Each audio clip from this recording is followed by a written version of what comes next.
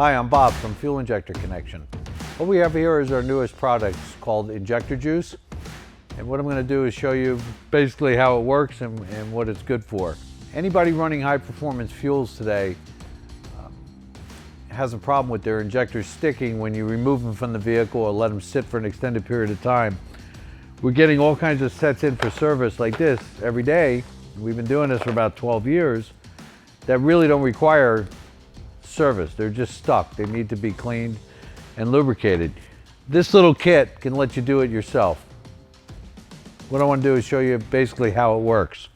So here we have the little controller box that comes with it. It's got a universal plug that plugs into any injector.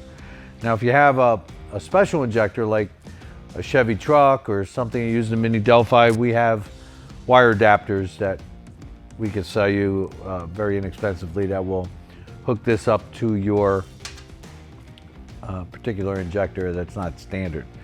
So what you do is you take the injector, put it in the controller, turn it on, which opens the injector, take some standard carburetor cleaner, which you can get anywhere, and just spray it down in your injector.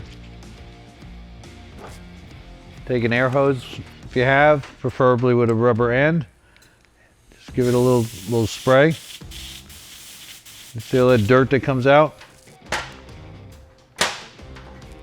Spray it out the back.